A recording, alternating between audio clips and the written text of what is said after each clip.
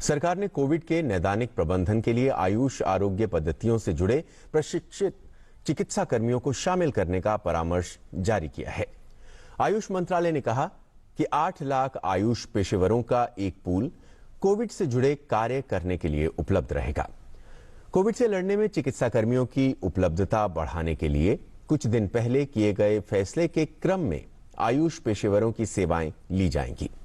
मंत्रालय ने कहा कि आयुष डॉक्टर संस्थागत रूप से योग्य पेशेवर और चिकित्सा देखभाल के विभिन्न क्षेत्रों में अच्छी तरह प्रशिक्षित हैं। मंत्रालय ने कहा कि अखिल भारतीय आयुर्वेद संस्थान इस समय कोविड मामलों की प्रभावी तरीके से व्यवस्था कर रहा है। यह संस्थान कोविड देखभाल केंद्र के रूप में कार्य करता है। मंत्रालय कर्मियों की तैनाती में और आयुष अस्पतालों को समुचित सुविधाओं से युक्त कोविड अस्पतालों में बदलने में राज्य और केंद्र शासित प्रदेशों को सहयोग प्रदान करेगा। इससे कोविड से संबंधित बुनियादी सुविधाओं में 50,000 बिस्तर, 750 आयुष अस्पताल और 86 नैदानिक सुविधा केंद्र जुड़ जाएंगे। कोविड के बढ़ते मामलों से उत्पन्न स्थिति पर विचार करते हुए राज्य और केंद्र शासित प्रदेश की सरकारों को सलाह दी गई है कि वो योग्य आयुष डॉक्टरों तक जाएं और इस जरूरत की घड़ी में कोविड कार्यबल में शामिल होने के लिए उन्हें प्रोत्साहित करें। इन आयुष डॉक्टरों की सेवाओं का समुचित स्तर पर कोविड के प्रबंधन में उपयोग किया जा सकता है। कोविड प्रबंधन के लिए आयुष डॉक्टरों, स्नातकोत्तर विद्यार्थियों और अस्पतालों में इंटर्न की तैनाती मेडिकल डॉक्टरों और विशेषज्ञों की निगरानी में की जा सकती है।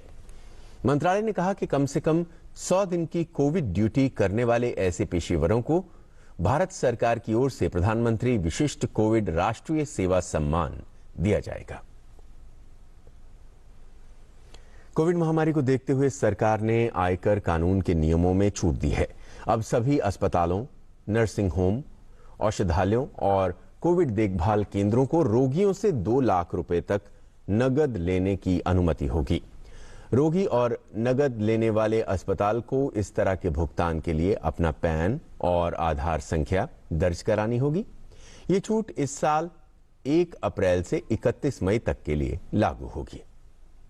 केंद्रीय स्वास्थ्य मंत्री डॉक्टर हर्षवर्धन ने शुक्रवार को अमेरिका के स्वास्थ्य और मानव सेवा मंत्री जेवियर बेसेरा से बातचीत की। डिजिटल माध्यम से हुई वार्ता के दौरान हर्षवर्धन ने बेसेरा को स्वास्थ्य और मानव सेवा मंत्री का कार्यभार संभालने के लिए बधाई दी। दोनों देशों के मंत्रियों के बीच हुई इस बातचीत में कोविड-19 महामारी के दौरान वैश्विक चुनौतियों के संबंध में चर्चा हुई और द्विपक्षीय सहयोग पर निकटता से काम करने की प्रतिबद्धता जताई गई। कोरोना वायरस संक्रमण के खिलाफ टीकाकरण अभियान काफी तेजी से चलाया जा रहा है। देश में राष्ट्रव्यापी कोविड-19 टीकाकरण अभियान के 112वें दिन यानी कल रात 8 बजे तक 16 करोड़ 71 लाख कोविड-19 के टीके दिए गए। वहीं 18 से 44 आयु वर्ग के 2,96,000 लाभार्थियों का टीकाकरण किया गया। कल 21 लाख लोगों को कोविड का टीका लगाया गया। देशव्यापी कोविड-19 टीकाकरण अभियान 16 जनवरी से शुरू हुआ था। केरल में कोरोना महामारी की दूसरी लहर को रोकने के लिए आज से 9 दिन का पूर्ण लॉकडाउन लागू हो गया है।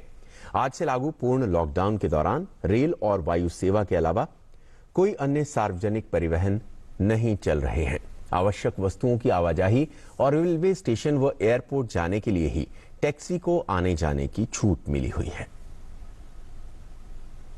कर्नाटक के मुख्यमंत्री बीएस येदियुरप्पा ने कोरोना संक्रमण के बढ़ते मामलों को देखते हुए राज्य में 2 हफ्ते के लिए पूर्ण लॉकडाउन की घोषणा कर दी है। पूरे राज्य में 10 मई की सुबह 6 बजे से 24 मई की सुबह 6 बजे तक पूर्ण लॉकडाउन लगाया जाएगा।